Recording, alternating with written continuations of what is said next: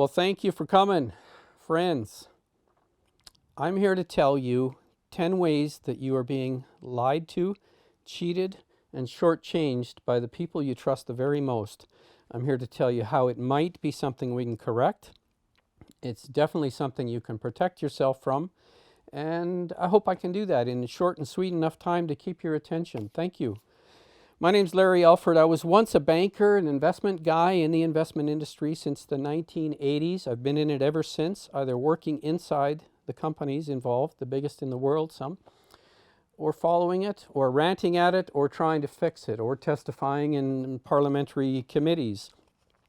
The reason this is important is because when people learn they're being cheated, which no one's really allowed to learn that at the moment because of our closed system of self-regulation, then I think people will learn that they deserve a great reset. And the great reset that they deserve is total debt forgiveness for non-corporate debt. Debt forgiveness for people who've been sucked into this game with a gang of people, sucked into the game with a group of people who can create money for free, but you can't. There's some unfairness there, and that's why I believe you deserve a debt forgiveness. Could just be me, I could be wrong. So, if I'm going to give the world anything, I'm going to give them the shortest poem in the world. It's 2 lines, 3 words. Great Debt Reset. Great Debt Reset. Whenever you hear the Great Reset, I want you to think instead of guys telling you they're going to reset things, you'll own nothing and you'll be happy, I'm going to say if you had a great debt reset, you would own everything you own now, you would be forgiven the debt on it, your mortgage for one example, and you would be happy. I like the Great Debt Reset concept better than the unknown Great Reset that we're being told about. It might be the most important concept I've ever heard, or it might be that my meds are off. We manufacture our own misery either way. And some of us, the people I worked in, the financial industry, we manufacture other people's misery. And we do that because we can make the money and you can't. So the only way you can participate in a world that's literally raining money, billions and billions and billions at this time, in such an easy fashion where we can create $1 million by pushing a button. And if you look at the Federal Reserve balance sheet, go online, look up St. Louis Fed, Federal Reserve economic data, look at how much money is being created and debt created in the last number of years. Just since the 2008 collapse, we've created $8, $10, $12 trillion. I can't even keep track. So if I could push this button, like they can, and create $1 million for nothing, for free, by writing IOUs, and they created that 8, 10, 12 million times in the last 8, 10, 12 years, then you can see why we have billionaires flooding out the side gates in this world, and we have people that can't even survive in that kind of an environment. Farming humans is when you rain money on a certain number of people, a certain class of people, there are millions and billions of other people who cannot have that money rained upon them, and yet they have to survive. They have to sink or swim in a much more expensive pool, a much deeper pool, if you know what I mean. This talk is not about how to manufacture other people's misery, which we did every day in the banking and the financial industry. We manufactured ways to add more debt to you and to the taxpayer. Let's start a war over here. Let's start a crisis over there. And we never wasted one of them. We figured out how to use those to add more debt to you and your government. I think we should be manufacturing hope. Instead of manufacturing money, we should be manufacturing hope. So, if you'll allow me a few minutes, I'd like to share some secrets I learned over 4 decades of work in and around the financial industry. It's about telling you about the game within the game, or the game that you're not being told about. I promise that you are not being shown the true game of what's going on in the world. You're being shown the news, the entertainment, the headlines, and you are getting what's called a distraction. You're getting the, hey, look over there. But do not look over here. This talk is what I want you to look at, not the distraction. We're going to talk about the game that's real instead of following the cheerleaders or the jumbotron or the scoreboard or the guy on the stands or the pretty girl 2 rows down.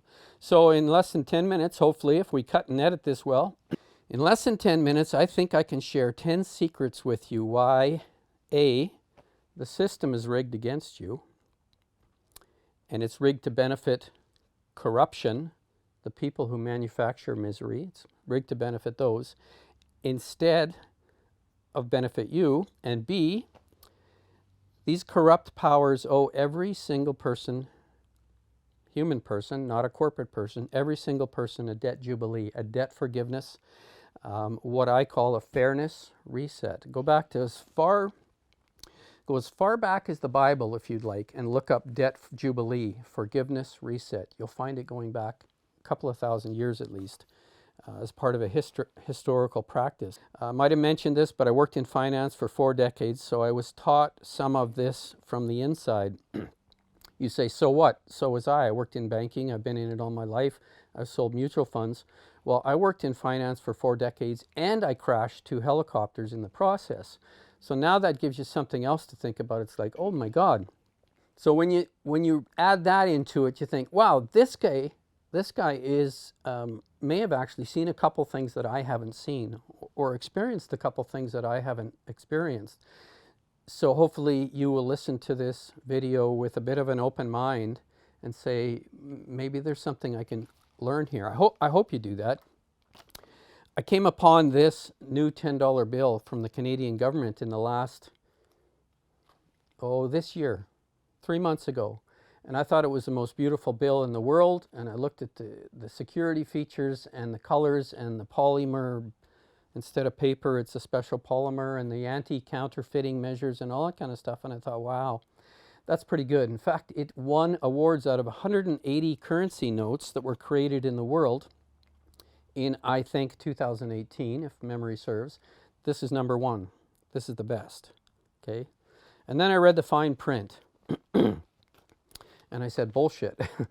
The fine print says, it's very fine, every individual is equal before the law and under the law, and has the right to equal protection and equal benefit of the law. Charter of Rights, Canadian Charter of Rights and Freedoms, Section 15. It's nice words, it's flowery, it's great. I'm glad we wrote it down. The only problem is when I read that, I said, that's bullshit. People aren't created equal. People aren't treated equally under the law. We've got an entire story and sets of laws in history that says these people can do things that you can't. These people are better than these people for various reasons: economic, social, political, skin color. You pick your poison. We have a million reasons why we can say these people are special, but you're not, unfortunately.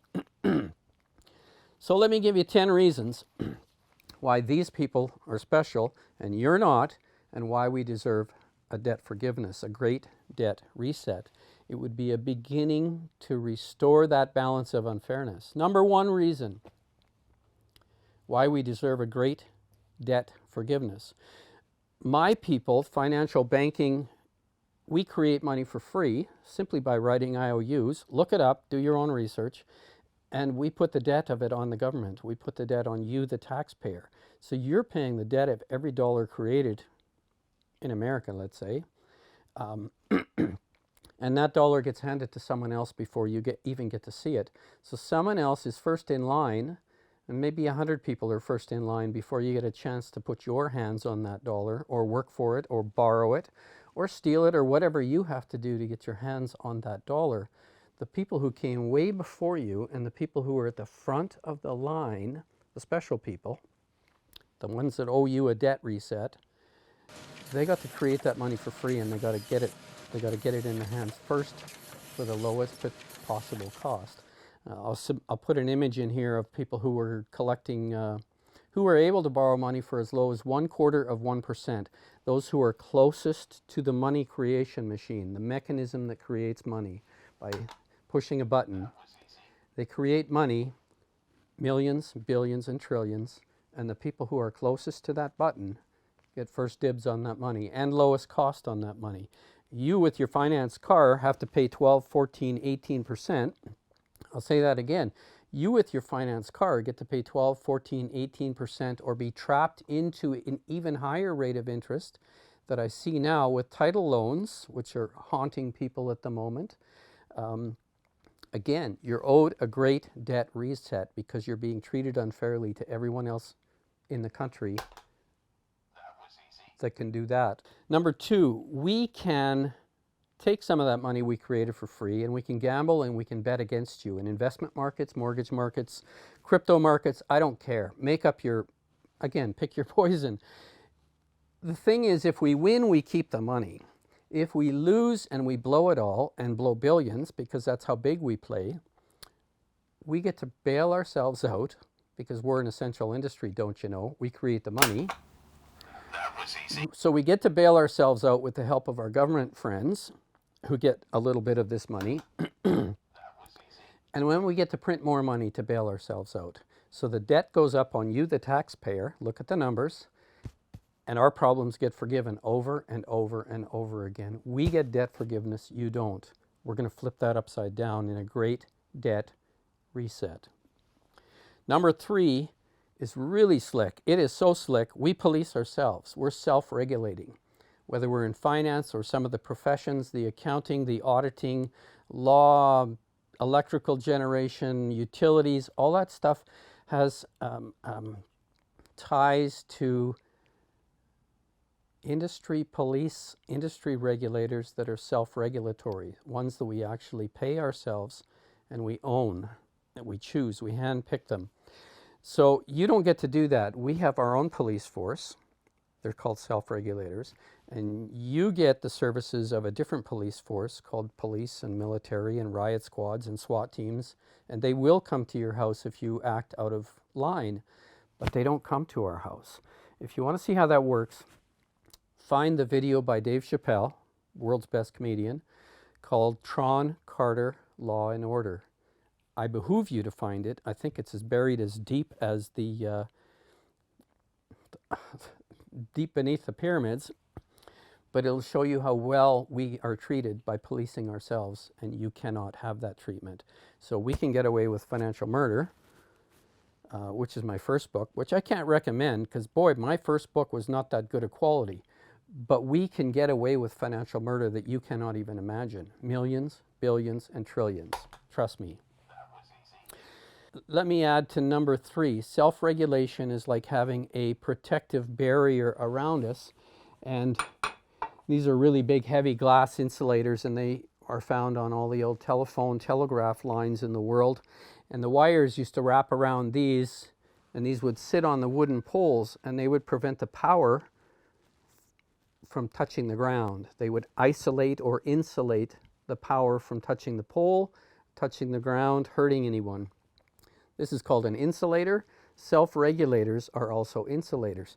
They protect the power of accountability, of police, of arrest, of courts, of justice, of fairness from ever touching the people who pay these regulators.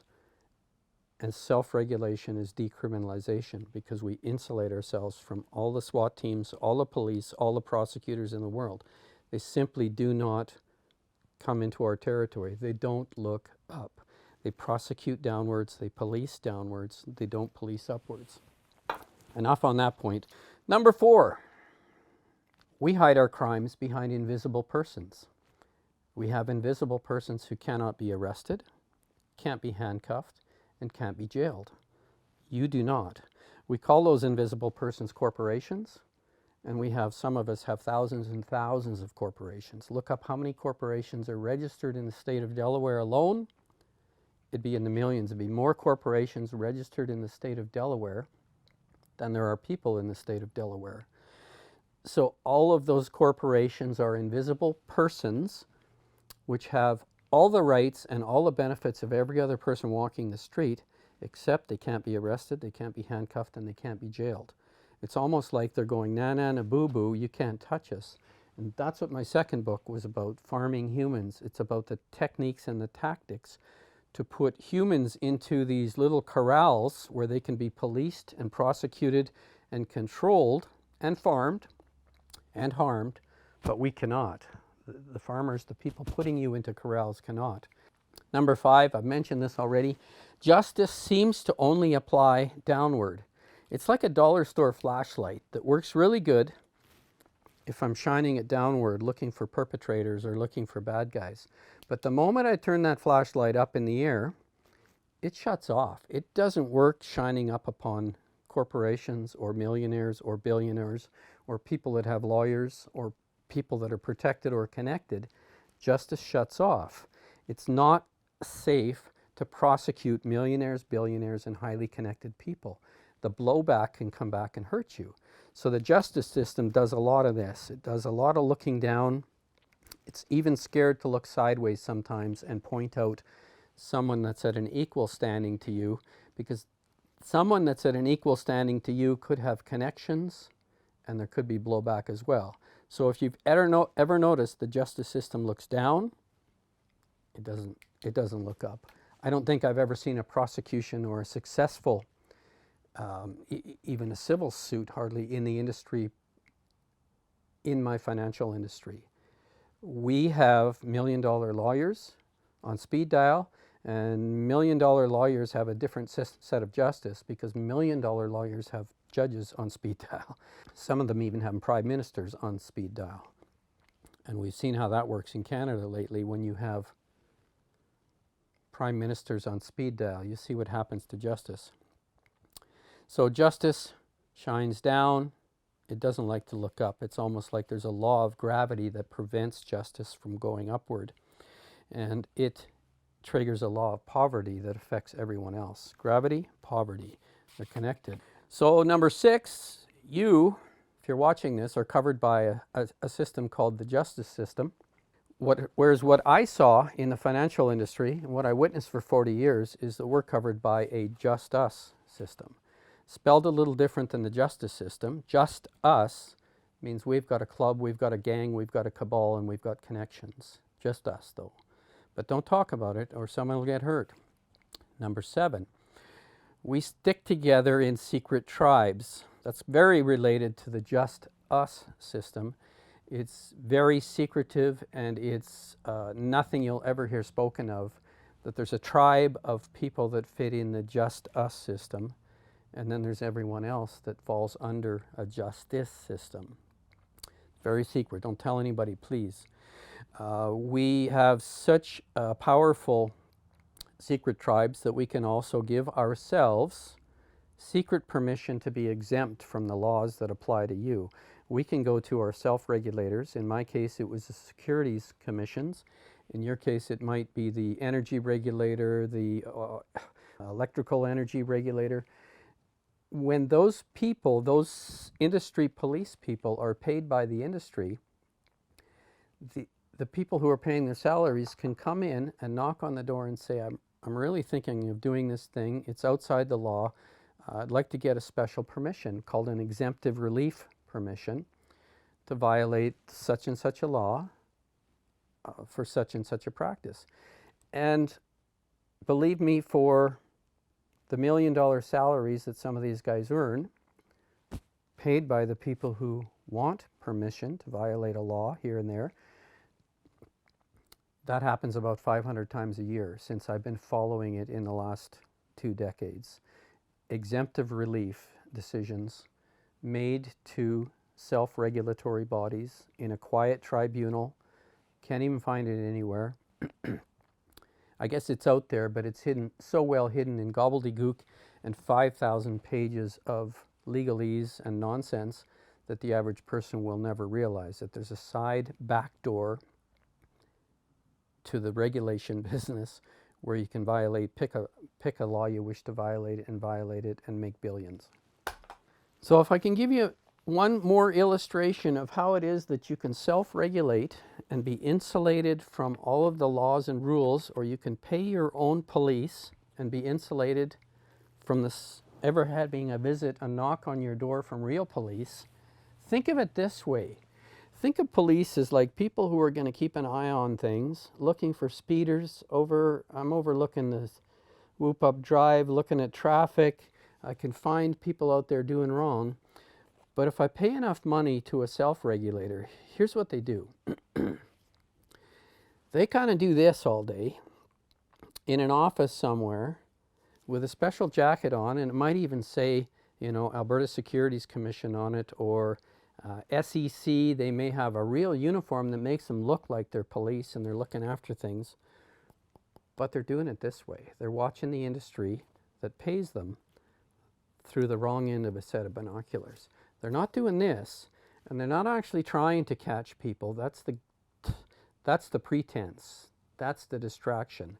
If you get really close to them, you'll see that their glasses are turned backwards. Their binoculars are backwards.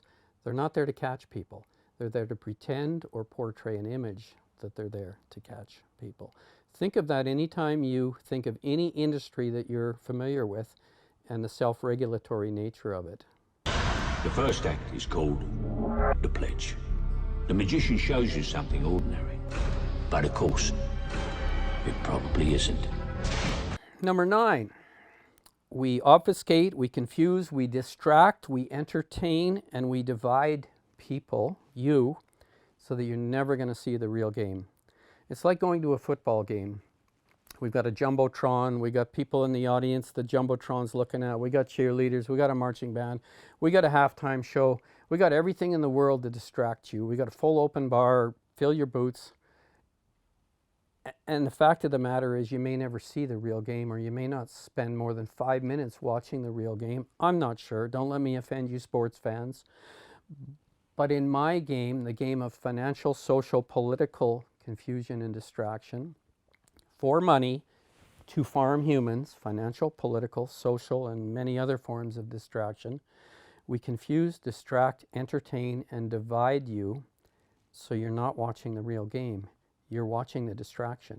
You're not watching what's happening on the field. The average guy is watching the cheerleaders, or they're watching the pretty girl in the stands 3 rows down. They're not watching the game. And today we operate in the most confusing, distracting, unknown game I've ever seen in my life. It's so bizarre that people's brains are just having a hard time catching up to what's real and what's fiction in today's world. And that's part of the game. That's the distraction. Divide people, keep them confused, never waste a good crisis. Look over here, well, we're stealing $1 billion over there. Look, seriously, look over there. We're stealing $1 billion over here. We operate in uncontrolled airspace. Way up here, if you're an aviation guy, there's uncontrolled airspace where the rules don't apply, or the same requirements, rules, speed limits, those kinds of things. The rules do not apply in the same manner as they do down in a controlled zone, or a controlled zone around an airport, or all of the places where there's different rules and very strict requirements, separation, speed, etc., etc. The people who are in the just us system and who are outside of the justice system, we operate in uncontrolled airspace. So you'll never see a billionaire or $1 billion corporation. Rarely will you ever see a billionaire or $1 billion corporation prosecuted, handcuffed, given the perp walk, anything like that. You'll see all kinds of demonstrations that we have a brilliant and safe and honest justice system in our first world countries. But you'll never ever be told about the just us system. You'll be shown how robust your justice system is. There's no rules up there, kids. It's a trust me game. The game that's played in the industry I was in was a trust me game. It's the same game in politics, trust me. Finance, trust me. I'll look after your money. I'll be your financial advisor, trust me. The same game in governance, trust me, we will look after your economy, your budgets, your defense, your industry. We will make a robust military. Trust us. We will look after all of these things to protect you. Trust us. Trust me. Vote for me. No, guys. Watching the wrong game. That is the distraction. Anybody that says, trust me, trust us, you're getting the distraction. You're not getting the promise. You're not getting a written promise. You're getting a verbal promise. You're getting a worthless promise, if I may go so far as to say that. Anything social, political, finance, anything connected with power, or how power and money come together, or power, money, and regulation, or systems of justice and fairness. If it's just a trust me game, then you're getting the lie. You're not getting a promise. It's worth the paper it's written on. And the words trust me are never written on paper.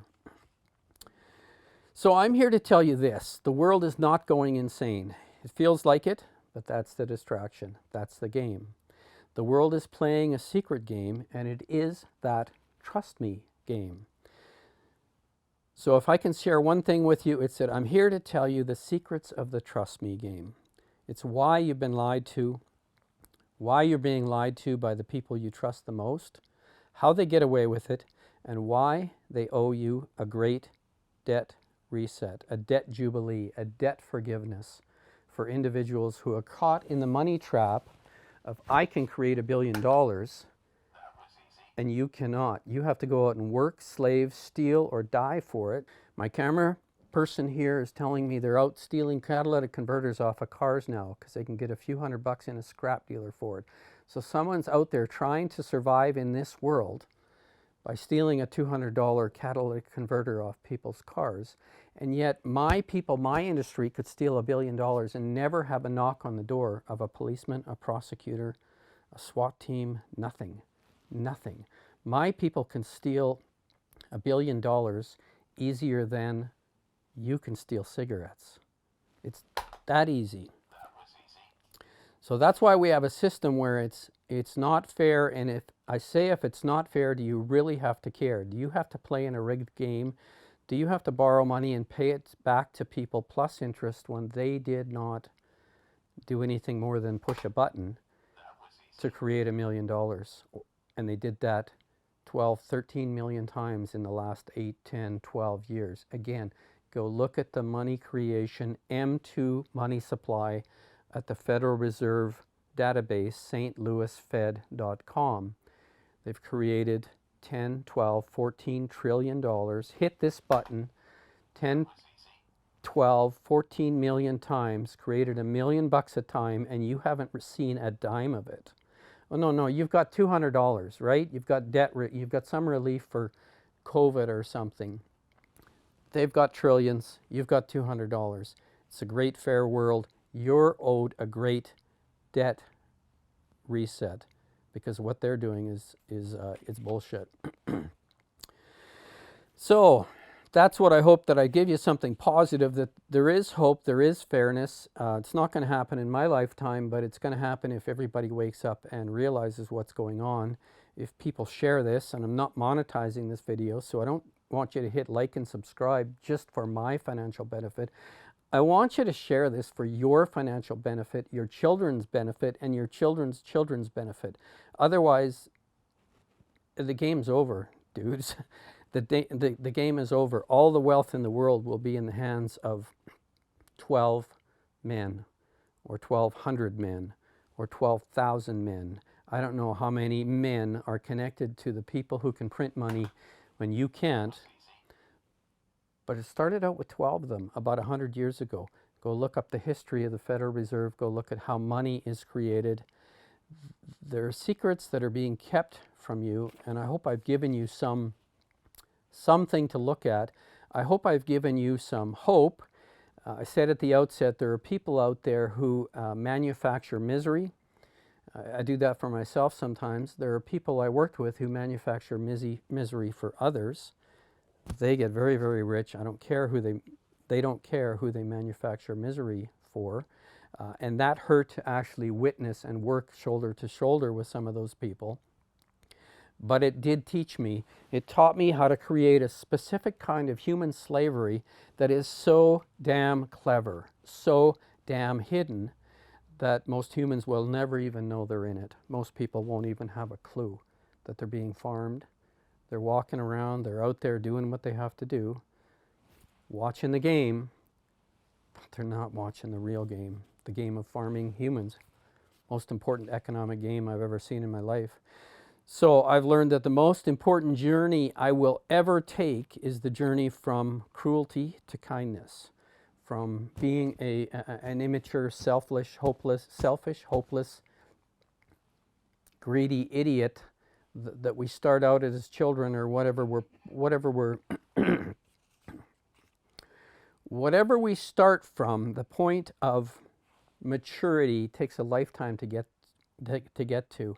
And I've followed my own journey from my own personal immaturity and cruelty and selfishness and me to one of kindness. And I think kindness is going to make the world go around a little bit less wobbly, if you know what I mean.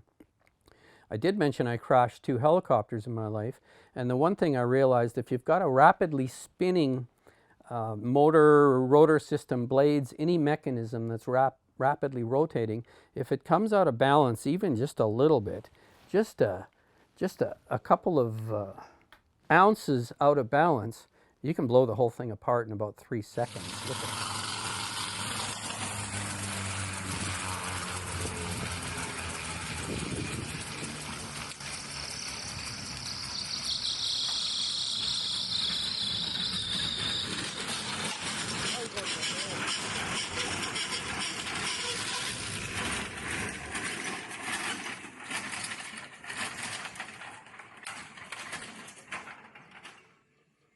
So we can either continue to manufacture harmonic imbalance, make the whole thing come apart, make it shake itself apart like an out of balance helicopter, by letting a global tiny cabal, a tiny group of people, manufacture money for free, and everybody else has to fight, steal, or work, or die for it. Or we can imagine a better, fairer way. I'm a hope dealer. I look for the hope, and I get some optimism out of that. I think there's a better way. And I think, to me, it starts with the great debt reset. And, that's pie in the sky, but we all got to dream, right? We all have to dream. We all have to die. Before I die, I'm going to do some dreaming. And my dreaming includes you. And my dreaming includes fairness. And my fairness includes kindness. And thank God I'm giving up on that cruelty thing a little bit. I'm getting over it just a little bit. I hope some of you will pass this along just so someone else can benefit from it. And I hope we can change the world just a little bit, because I'm a hope dealer. Thank you for listening to this. I really appreciate the time.